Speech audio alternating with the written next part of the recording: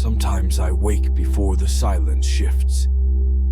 I can't tell if it's the murmur of the systems or that faint tremor that makes the structure hum, as if the capsule were remembering it's still made of matter. I rise slowly. The bed creaks with that almost domestic sound that always reminds me I still have a body, that I haven't dissolved yet into the vastness I stare into every day. What a mystery, the persistence of form before an ocean that demands none. I sit without hurry, watching the dimness slide across the walls. The panel lights flicker with a rhythm I've learned to read, the way one recognizes a familiar breath. The capsule isn't large, but it holds a quiet order I never found on Earth. Sometimes I wonder why solitude doesn't weigh here. Maybe because for the first time, I inhabit a place that asks nothing of me. It's strange, in this sealed space, surrounded by machinery and emptiness, I hear what I always silenced, that deep sense that I belong to the universe just as much as any star. Here I am, not an intruder, not a noise, I simply am. The red nebula is still there, on the other side of the viewport, shifting shape without asking permission. Ancient, patient, beating like a cosmic heart. There's a special kind of silence here.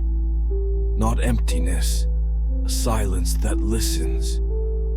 Sometimes I think that if I raised my voice, the echo of the universe would answer me in that way true things have, of making themselves understood without speaking. I let myself fall back onto the bed. I close my eyes and feel the cosmos vibrating behind my eyelid, like a light intent on piercing through everything. Memories always arrive like that, a soft brush, a warmth seeping in through a crack I thought sealed. I don't have a solid story of childhood, only scattered pieces drifting like asteroids that never managed to form a world. Distant voices, strange gestures, rooms too loud for a kid who only wanted to stay still, watching dust float in a beam of light.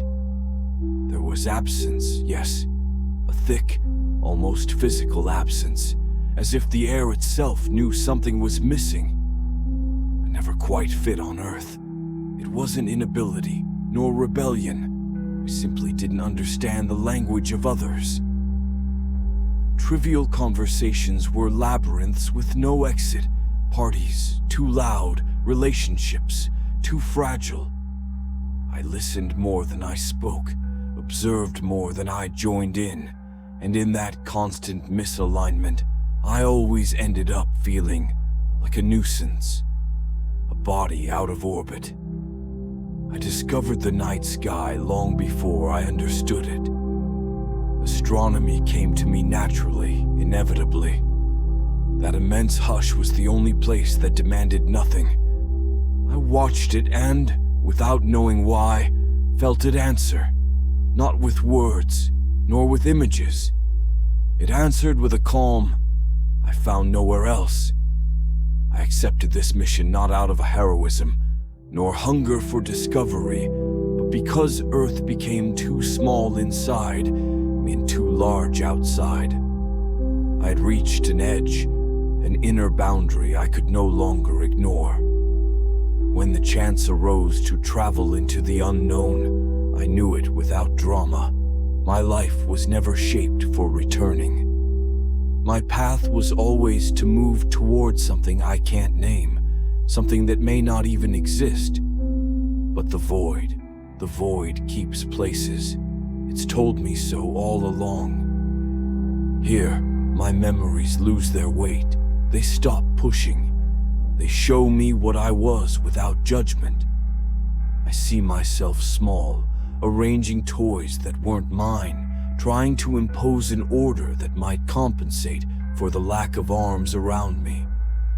I wonder if it happened that way, or if it's simply how my memory chose to explain why I learned so early to stand on my own. But in space, for the first time, none of it hurts. I'm not running, I'm observing, I'm understanding. What am I hoping to find here? Sometimes I say I'm searching for signs of life or phenomena that might rewrite our understanding of the cosmos.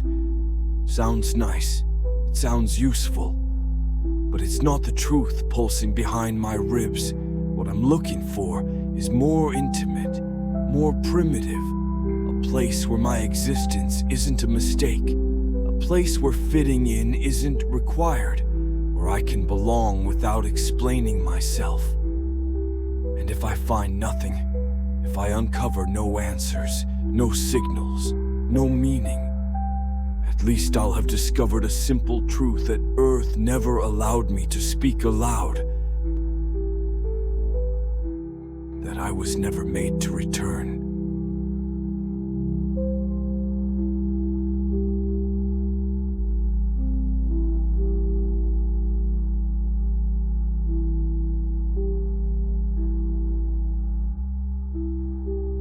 Today, after so many cycles marked by inner routines, by the unstable hum of the life support systems and the pulse of the reactor, I had to go outside the capsule.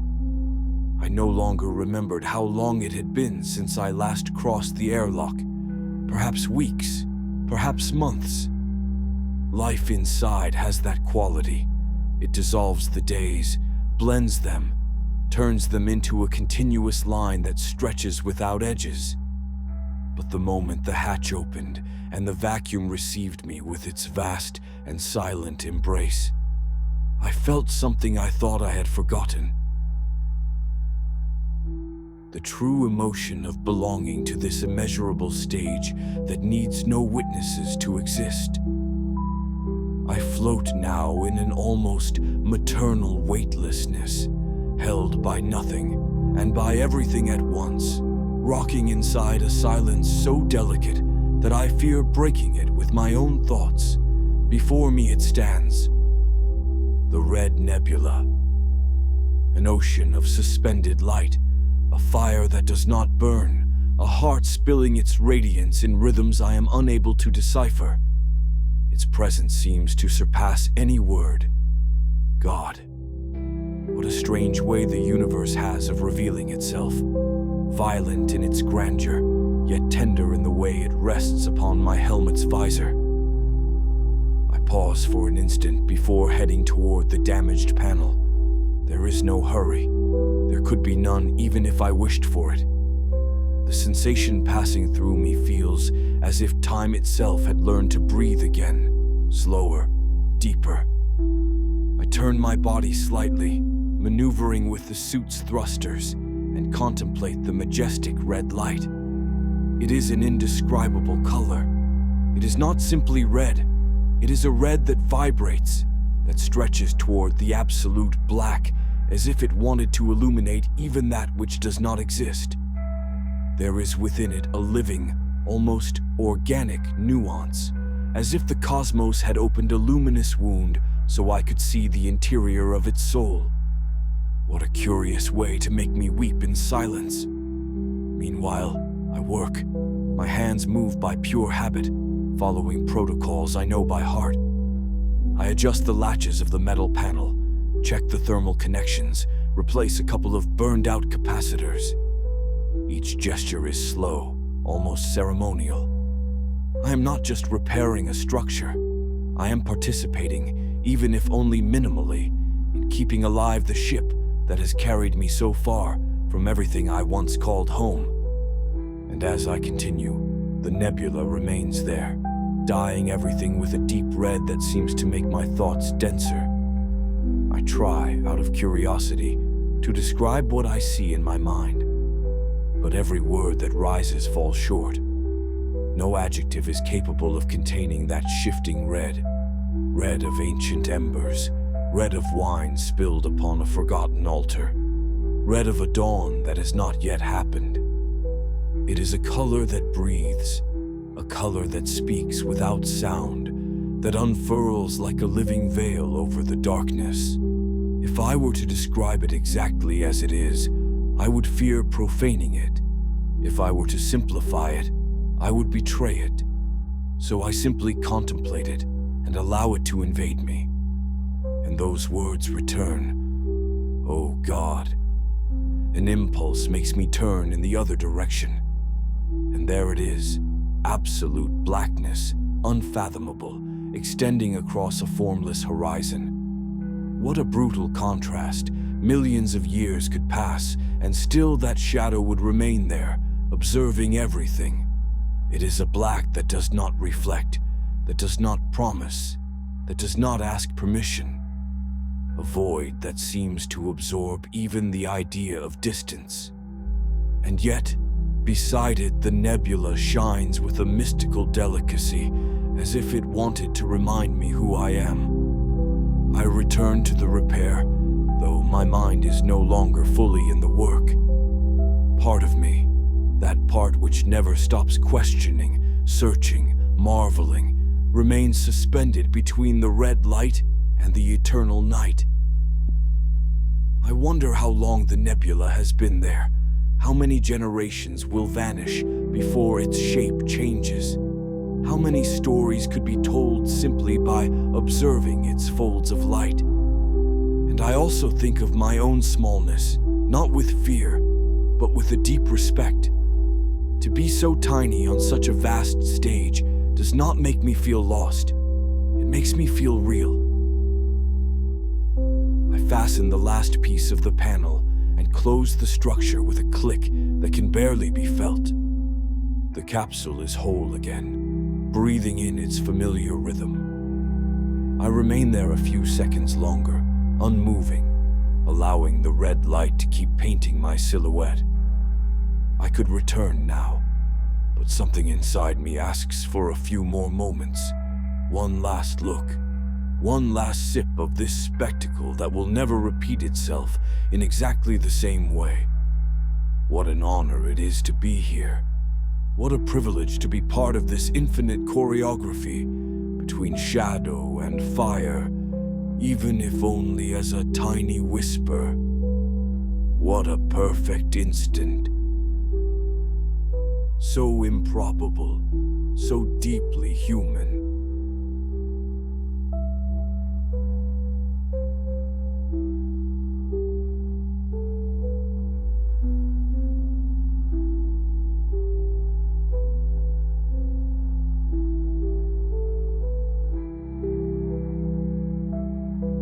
Today, silence woke up different.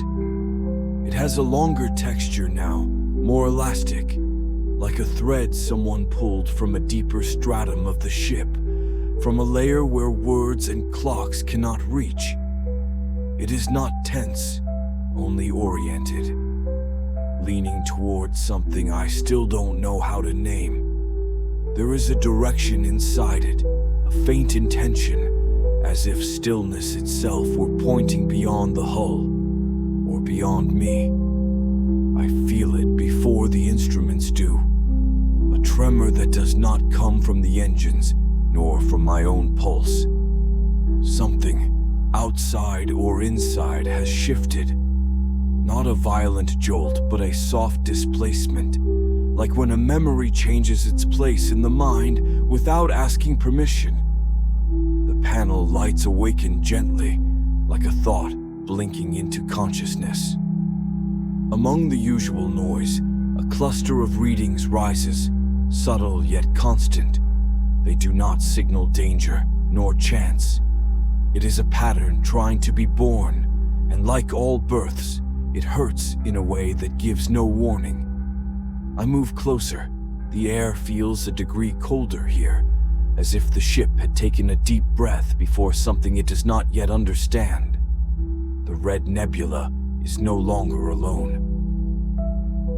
Behind its glow, faint as breath on glass, something pulses with a slower rhythm.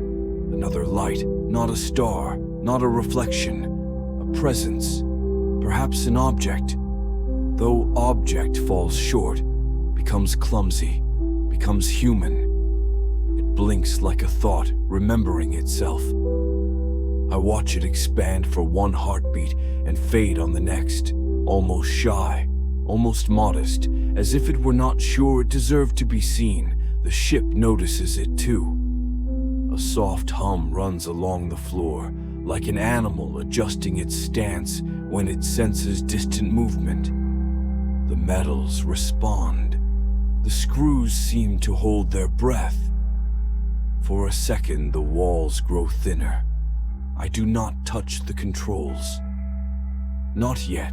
There are moments in every journey when acting would be a kind of falling, like speaking too quickly in the middle of a confession that could save you or break you. So I wait. I let the vision rest. I let its edges define themselves. I let its shape be born without forcing it. The presence lights up again. A geometric outline crosses the edge of the nebula, order inside chaos, precision inside mist. It is not natural. It is not accidental. My chest tightens, not from fear, but from that strange recognition that appears when something external replicates a structure hidden deep inside your own psyche. A mirror of the deep unconscious. I feel it as a call that uses no sound, only memory, no alarm sound, no red warnings blink. Even the ship seems curious, adjusting its sensors with an almost reverent softness, like approaching a relic that is still breathing. For the first time since I left Earth, I perceive something that answers me, not reflects. Answers. I open a communications channel, not to speak, but to listen. Static flows in waves with texture, almost musical.